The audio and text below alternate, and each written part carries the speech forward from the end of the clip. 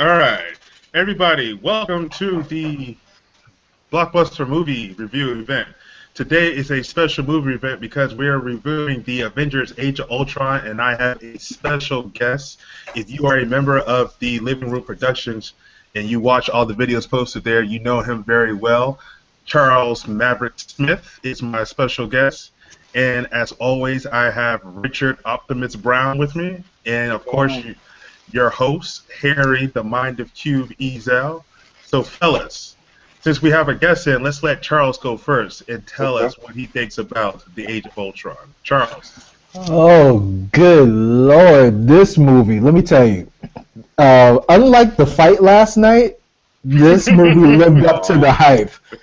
Yo, and maybe even more. So, I went into the movie so excited about, the action sequences and, the comedy that they always have and how they're going to tie all the other movies before it to this storyline. And as soon as I started watching, I'm like, dang, all right, they're just going to, all right, you're not even going to warm up to it? All right, let's go. From the entire quality of image to the entire storyline, I loved it. I mean, I felt like a kid. I had to pee really badly, but I held it like a grown up, because I didn't want to miss a thing. It was so awesome. Now the only thing I didn't like, which is really really petty, only thing I didn't like is I was like, hey, where's Gwyneth Paltrow? Like, where's Pepper? But other than that, I was good. Richard, so, sir, what did you think about the movie? I'm gonna be the bad guy in this one. All right, I like the movie. Don't get me wrong, but I'm looking at it from a critical standpoint, and the reason why I'm critical of it because I thought the movie was great. Like Mav said, action as soon as you jump in, it's like whoa, like this hits you in the face with it, and that was great. Like I actually really enjoyed that. I enjoyed the characters that were added. I enjoyed all the little nods to the Marvel franchise. I mean, kudos to the fact that there was more Iron Man in this movie than there was in Iron Man 3. Right. So all those things were there. The problem that I have with the movie, and this is not, it's not an extreme negative, it's just that things move so fast. Like, as far as your villains being created, as far as your other characters that were introduced, because I don't spoil it for some people. Just the movie itself, it's like it had to go from like, boom, Ultron's made, all right, must go kill everybody, like within the span of like 5 minutes, and then like maybe 20 minutes later, he's Ultron, like the Ultron, and it's just the movie just paced very fast. Joss Whedon does a very good job of actually showing that showing cohesion in the team. It does a very good job of giving every character its moment. It's just that when you wanted to see like added little things in the movie, it's with each character's development, it's like it got cut to the next scene because, hey, we don't want to make this a 3-hour Titanic event. Let's just go ahead and try to get this movie out. No, everybody wants to see a little something, but at the same time, you also kind of want. It just felt like it was rushed. The action was great. Joss Whedon did a really good job directing the movie as far as getting all the characters together, and it's just when it's all said and done, everybody it all worked. The other little thing that I would say is that the only thing I'm concerned about going forward is that with Marvel movies is how well all these plot lines are eventually going to converge on itself because Joss Whedon's not going to direct the next 2 Avengers movies. So it's going to be the same guys who did The Winter Soldier, which, fantastic movie, but it's one of those things that you have to remember, someone's directorial decisions, they're going to have to carry those on through the rest of these movies. So it's going to be interesting. I really, really enjoyed it, though. Hands down, I'd have to say it's the best, even though it's so early in the summer. This is the best movie of the summer. I still have to say I kind of like the first Avengers a little bit more because the first Avengers movie had the magic of actually doing it. Like this movie is the second time it's been done, and the polish is worn off just a little bit. I would say it's still a fantastically well done movie. It's just that plot moved a little too quick. Some of the things you wanted to see developed were just weren't the exposition of them just was done as well. But I really had a great time with it. Okay, good. Because when you said you're going to be critical of the movie, I was about to reach through the internet. But you had me right there for a little bit, buddy. But okay, good. So yeah, I'm going to play a little bit of devil's advocate. I'm like Richard, coming from a critical standpoint. I really did enjoy the film. So Mav, please don't jump down my throat. But you know, coming from the comic book world, the story of Ultron was told a little bit different than what it played out in comic books, but it's kind of like what Richard said in the first season when we started doing this. You have to look at it as these are their own standalone storylines. Like the characters should have their basic premise, and then the story can vary in the movie. It doesn't have to be exact as the way it happened in the comic books. So with that in mind, I kind of see where you had your own liberal abilities to take the movie a little bit further. And what I'm talking about was that Ultron was created by Mr. Fantastic and Hank Pym. So it really wasn't created by Tony Stark. So I let that go, and I liked how the movie actually played out. Excuse me, and everything. Like both of y'all mentioned, you sit down on your seat, you watch the 15 minutes of previews, and all of a sudden, bam, the movie kicks off into action. There's no build up. There's no montage or anything. It's just action right out the gate, and it's done very well. Like Richard said, there really is no slow part to this movie. You think a slow part is coming on, and then all of a sudden, bam, it's more action in your face. Mm-hmm. So the character development really isn't there. You have to go based on what you know about the characters or what you got from watching the other previous movies. So this movie, like Richard said, is a true sequel. The polish is a little bit worn off because the Avengers did an excellent job, a phenomenal job of creating what a superhero movie should be. The Avengers 2 is like a continuation that you don't mind watching over and over and over again. So I'm getting the sense, fellas, that all three of us like the movie here. Oh, yes. So yes, no. Now we're going to get into our spoiling part. So Yay. If you haven't seen the movie, I suggest that you pause the video right now, save the link, and come back at a later date to actually watch the video. And if you're tuning in live, don't forget that the Q&A is available. If you want to ask us a question, we can answer it. So the spoiler that I'm going to start off with is that, well, first of all, let me just talk to Richard for a second here, because Richard last year crushed my dreams of Spider-Man never being in these Avenger movies. And we found out last year that Disney Marvel did acquire the Spider-Man franchise. And the way the movie is set up, because at the end of this movie, they announced the new Avengers. Right. Yeah. I'm sorry, but if you read the comics, you know who is the main new Avenger, Richard. What's it got to do with this movie? I mean,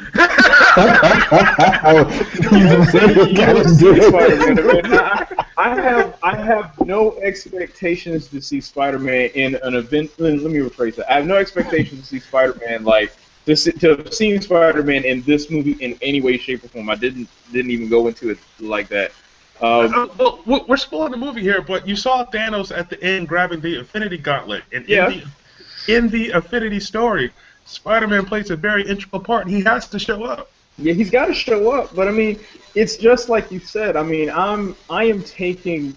Marvel has a pretty solid way of doing these movies. They know, okay, like there is a cinematic universe that they are building to get to this final point. Like there is an end to, at least we hope, there is an end to this saga. So at some point, we know that Spider-Man's going to show. We know Blank Panther's coming. We know that Captain Marvel's coming. We know that Doctor Strange is coming. Like, you know that these things are going to happen between now and 2020. It's just, the thing about it is that I am not, like, hard set on seeing, like, okay, I want to see Spider-Man in this because I want to see how Marvel actually is considering doing them. I don't want to say I don't. For one, I really don't care about Spider-Man that much. Sorry, but that's why he didn't like that last movie. No. That last movie was bad. That last movie was bad because it was bad, not because of Spider-Man. Yeah. But the thing about I guess a new Avengers saga, and the way this is going to be treated is that it really set the tone of how Civil War is kind of going to play out, because what you see in this movie is that Captain America and Tony Stark, they already are at odds in basis of ideals. It's not like, we know that in the original Civil War saga, it was like, registration versus not being registered for superheroes. But everybody knows who everybody is. Like, there is no secret identity in these Marvel. I mean, even everybody knows who the Hulk is. Like, they said it that everybody knows who Bruce Banner is after he tore up Wakanda. Or I guess that's where they were. Yeah, I agree with you. I don't see the Civil War actually happening in the Avengers movies. I just see the Infinity Wars, and then that's it. So yeah, let's get back on to this movie here and to the spoiling of it. So Hulkbuster. Yeah. Personally, that was probably the best sequence in the movie, and it was because, and it wasn't. It's we all know that it's completely CG, like we know that, but it was I guess the tone, the feeling of the fight, Tony Stark just basically being Tony Stark, knowing that he is fighting the Hulk, but he was having fun with it, even though he was about to get his tail handed to him. It was like the part when he had the little rock'em sock'em robot punch thing. Yo, go to sleep. That was hilarious. Yeah, go to sleep. Everyone started to laugh at that point. Yo, so here's something that I want to point out to y'all. So when they go inside the building and the elevator dings, did y'all notice that dude? Oh yeah, it was probably one of the best, I guess, done action, because it had. I mean, even though the very beginning scene, it was impressive, but that scene, it was different from what we've seen before. The one thing is that you got that great, awesome scene, and it's between two characters that you don't want to see the Hulk fight, fight Iron Man, but it happened, and you're like, okay, this is what we wanted. Like, it's like this movie did so many things right, especially in terms of like the way action was set up. I mean, that had to be one of my, that I don't want to go, I know we were talking about this. There's another scene that I kind of fangirl squealed a little bit when this one person showed up, and I was like, thank you, finally, but I'll cover that later. But yeah, Hulkbuster was awesome. So my personal favorite scene in that movie was the action of Captain America. I felt as though in The Winter Soldier, it was a great start to him doing a lot of shield play in that movie, because that's basically what Captain America is all about, is how he is phenomenal with his shield. But in this movie here, like Thor threw his hammer off of it several times. It was like team assist in that. Yeah, pretty much. The way he was throwing it, bouncing off of stuff, and how he was just jumping around like a ninja warrior. I thought Captain America's action sequence was awesome, because not that many people know that much about Captain America besides the first Avenger stuff. So it was nice to see Captain America out there. Charles. Yes. Go ahead and weigh in on your spoiler moments. So my favorite part was, I know it was all CGI, but James Spader did a great job as the voice of Ultron, and I like his dialogue. I just felt the emotion and the conviction of what he believed, and I totally bought into it, even though we didn't see the full development of Ultron. For what I know from watching the other cartoons, we still got enough of the beginning of him and the overall gist of his real purpose to understand his transition to be just like, this iRobot type, taking over the world because humans are so stupid and they're going to kill each other anyway.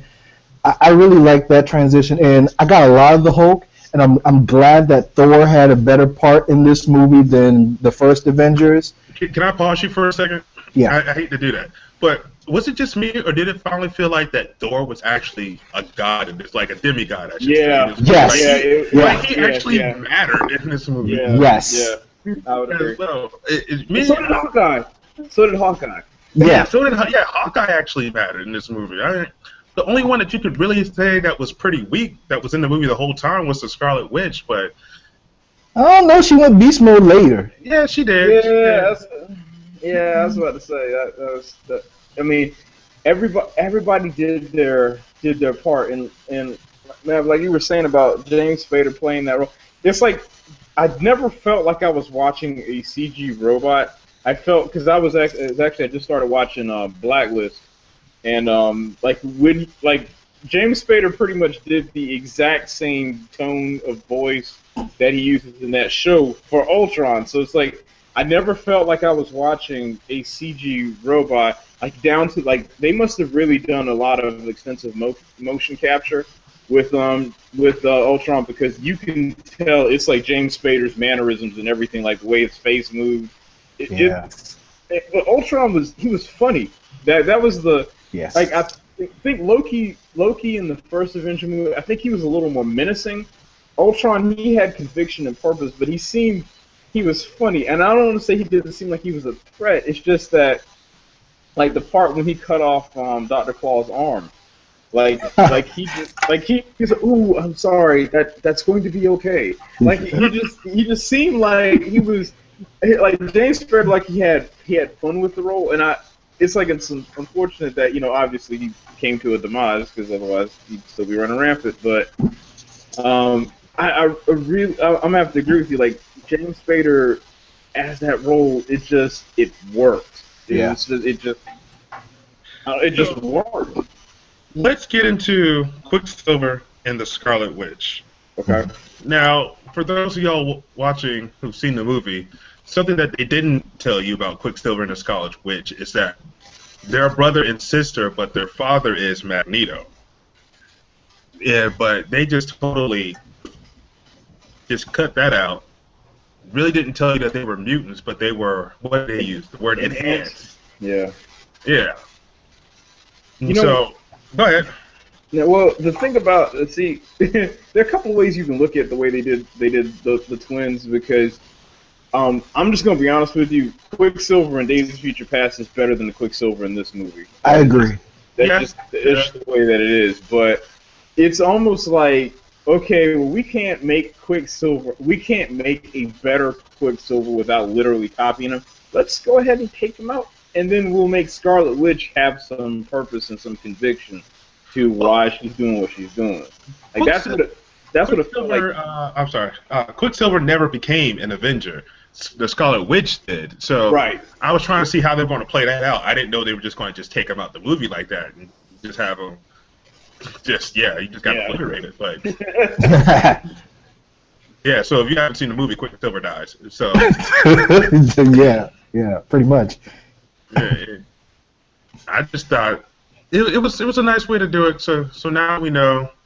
I think they were giving the finger to Fox, but like, hey, guess what? If they ever decide to do the Scarlet Witch, because I mean, technically she was in Days of Future Past. Yeah, she was the little girl. Yeah. Yeah, so technically she was in there. So it's like, I wonder how much because if they do a Scarlet Witch in that universe, they're gonna have to basically copy off of what they got here, and so they kind of put Fox on notice.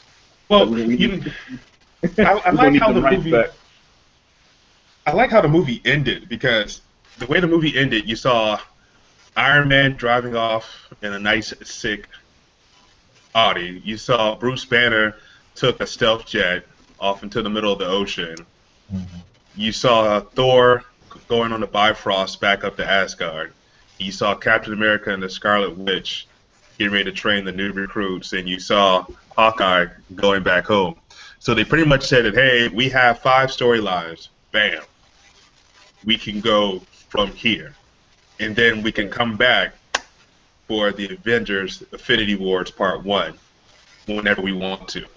So they pretty much set it up perfectly, in my opinion, to have the next 5 movies in the Marvel Universe to come along. Yeah. They did. Yeah, they did it, like I said, they did a really good job just combining everything together. The one thing I would have to say is that I'm glad they showed that this person finally showed up, which was War Machine. Like when War Machine showed up, I actually got goosebumps, because you finally get to see War Machine do something other than be a bad guy. Like he's always been a bad, like in Iron Man 2, he was controlled by what's his face, and then in Iron Man 3, dude got in suit, and then it's this movie. It's like finally, thank you, like Josh, we appreciate that so much because you finally get to see you like have that one shot where it was War Machine and Iron Man flying side by side, and it was like, oh, this is what this movie is about, and so when you see him at the end, it's like okay. Like when they're setting up the new set of Avengers, like you're like, okay, so now we're actually going to see these other characters get fleshed out. And we really didn't touch on Vision. Oh, I didn't know about Vision. I didn't know about Vision. That surprised me, so I was happy about that. Before we get on to Vision, one of our viewers here, Joel Hate, Joel, aka Hate. He has keyed in and said that he was told that Fox Studio owns the rights to the mutant titles. That's why the story was changed and they were enhanced. So that is true. Okay, cool. So thank you, Joel, for that little bit of insight. So, and it's unfortunate because it's like it's going to become very annoying because there's so many properties that Marvel has that they can go into a whole different direction with this. I mean, the good thing is that with a fairly limited scope, what Marvel can do is they can actually craft this universe, have it make sense, and end it. And hopefully they don't ever decide to reboot Iron Man like in the future or something. But the reason why it's unfortunate because it's like that's the reason why we'll never get a solo Hulk movie because Universal still owns the rights to the Hulk, to the Hulk franchise. So it's really sad that like we'll never actually see like Wolverine and Captain America like duking it out or something really strange. Like we'll never get that, and it's all because of profit. I'm glad Sony finally wised up and realized that they couldn't do it, so they let Marvel have it back. And I think it's the same thing that Universal did, which is why they just gave the Hulk back to them. Unfortunately, Days of Future Past worked. So because that movie worked, they now know that, hey, guess what? We can hold on to these movies because people are going to come back. Well, they failed 6 times before we got there. I can't say they failed 6 times because, I mean, X-Men 1, 2, First Class were pretty much, that was it. Yeah. No, they failed. They failed. Yeah, they failed. Not all 6 tries. Not all 6. All right, so Vision. Vision. I thought the suit for Vision was phenomenal, and once again, that CGI are not body paint. They did a phenomenal job. Yeah, some now I'll be honest, some of that was actually practical. Not everything, but some of like Paul Bettany, I believe, did do actually some of the face. Some of the face stuff was actually, now obviously they didn't put contacts in his eyes and sit him in there for like 12 hours, but I believe a good bit of that was actually practical. Like they went in and did have to do some, CG enhancement. Well, that's cool. That was actually pretty. It was kind of a, I don't want to say it was a shock to see him show up, and that was the thing about Vision is that it's not like I wish that, what's his name, like the twins showing up have purpose, but yeah, I think if they took the twins out, maybe found some other way to interject some of that team dynamic stuff, and then just kind of made the Vision kind of the other piece that was kind of the new character that shows up, I think things would have been paced a little better.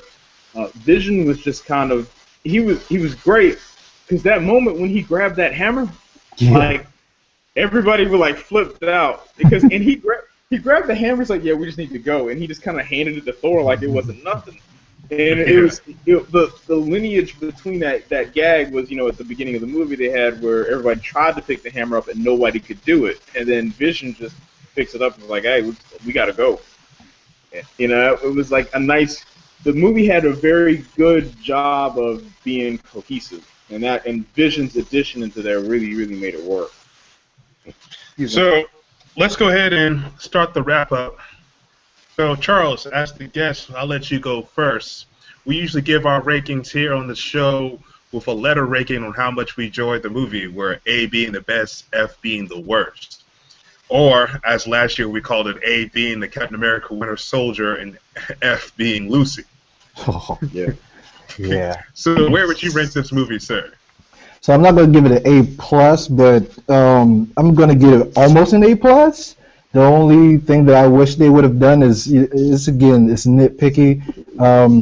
They didn't have to have pepper in it, but whatever. I kind of did miss Pepper myself. I'm not gonna lie. I did. But they hit it. They hit it on Pepper and the other girl Jane in the movie. Yeah, Well, they Jane, did, but it's not the same. It's not the same. They had all those cameos, and they couldn't get Gwyneth Paltrow to do You like need some 2 Gwyneth seconds. Paltrow in there, some Natalie Portman. I understand. Yeah. But Scarlett Johansson was in a leather bodysuit most of the movie.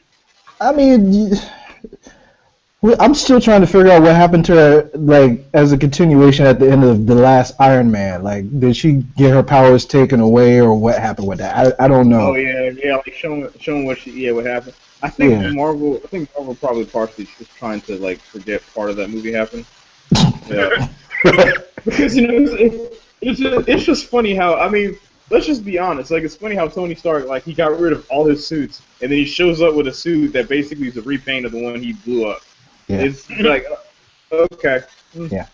I don't want to go like have a fanboy moment about it. Just kind of was like, all right, I'm gonna take it for what it is. Hey, Iron Man's back. That's all I care about. Cool. Woo, woo. Richard, so your ranking. Matt, did you rate it? Oh, you said you gave yours an A. Yeah. Me, I'm gonna have to say, I'm gonna say B plus. Don't do. Oh, God. Yeah, I'm gonna say B. I'm B plus. I'm gonna say B plus on this one. That's where I sit with it. All right, I'm in the same boat as Charles. Based upon last year's The Winter Soldier movie, I can't say that this movie deserved the A++, but it is a fun ride. Definitely, if you haven't seen it, go see it. It's worth the movie.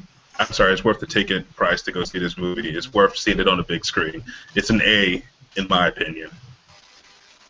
Yeah. So, fellas, before we wrap up, we always come with our upcoming attractions. I'm just going to start off and say that I'm going to go see Jurassic Park, and if y'all don't want to see it, I'll do it myself. Hey, that trailer looked hot, didn't it? Yeah. Crazy. Yeah. I didn't have a Jurassic Park trailer on mine. That was okay. So the trailer that we had was nothing that I've seen on YouTube or on television. This was a completely new trailer. Yeah. Wow. Yeah. IMAX, I didn't get any. The only trailer, I know this is gonna sound terrible. The only trailer I was looking to see was Star Wars, and I didn't see that one. I just thought that with Marvel, with it being a Marvel movie in the Disney area, I thought that teaser would have like crept in there somehow, but it didn't. I'm trying to think. Jurassic Park, I want to see. I want to see the man from U.N.C.L.E. Yeah, the man from U.N.C.L.E. Spectre. I know this is gonna sound terrible because it's an Adam Sandler movie, but I kind of want to see Pixels just to give it a shot. Gosh, it has Adam Sandler and Kevin James in it. I know, man. It's like you were asking for it to suck, but it could be decent because we're not getting a whole lot of original concepts for movies. You like to give stuff like that a chance. Like, for example, like John Wick. Came out in October, and that was. What? Okay, so I'll go ahead and I'll say it now. You did have the surprise of last year when you said John Wick, and I was like, really, John Wick? It's a movie about a man who goes on a revenge spree because he stole his car and killed his dog. That's it. It was Keanu Reeves, so you didn't know what to expect. You didn't. But it's like when you see a man literally like almost practically jump in another dude's lap, shoot the dude next to him, judo flip the other guy, shoot him in the head, and then pop the other dude twice behind the banister. It's like, okay, I'm gonna have to go see that just for that one shot alone. And yeah, I mean, but I can't. I'm gonna be honest, man. I can't think of too much of anything else. Like, I mean, Ant-Man's coming, and it's like there are things that are funny about it that I'm interested in seeing it, but I'm not like, oh, this is gonna change my life if I don't, or if I mean, I'm gonna see it because it's a Marvel movie, obviously, but because Marvel has not turned out crap. I think their weakest movie to me their weakest movie that Marvel Studios produced was probably the first Captain America movie. Hands down. Yeah. Yeah. But ever since then, they've at least been worthy of my money. So I'm thinking Ant-Man's gonna work, and I wonder what cameo, or I know there should not be an Infinity Stone in this movie. If there is, I'm like, why? but the next time I'm thinking Infinity Stone probably will show up is probably Doctor Strange or Black Panther. Maybe Captain Marvel, I don't know. But man, I'll be honest, it's like summer's looking a little bleak because it's Summer is looking very, very dry. I think Pixel and Mad Max Fury Road. Oh man, I forgot about that. I'm glad you said that because I forgot about that movie. Those are the next two coming up, so stay tuned for the invite for those. What about Tomorrowland? Oh yeah, there was also an extended preview for Tomorrowland, and like really? that trailer. Yeah, it did look decent. Yo, the trailer doesn't do that movie justice to that extended preview that we saw before this Avengers movie. That's the thing, man. Like, cause the trailer for Tomorrowland doesn't show anything. It just really shows like, hey, you going into another dimension, robots chasing you, fly away. Yeah. That's kind of all. That's all I get from the movie. And my girlfriend, she said the same thing. She's like, I don't really get what that's about. And I told her, "See, me neither."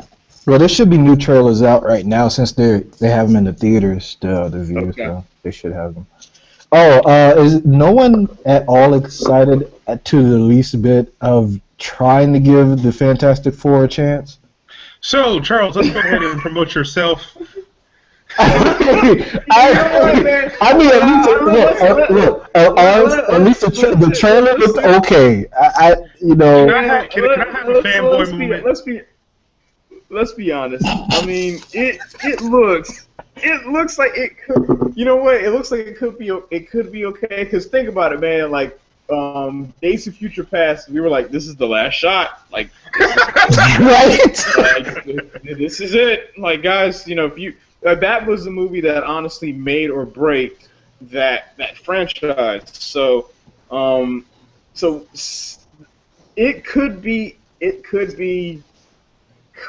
good because the cast that they have in it, you know, Well, okay, look, I want to go see it just because of Michael B. Jordan.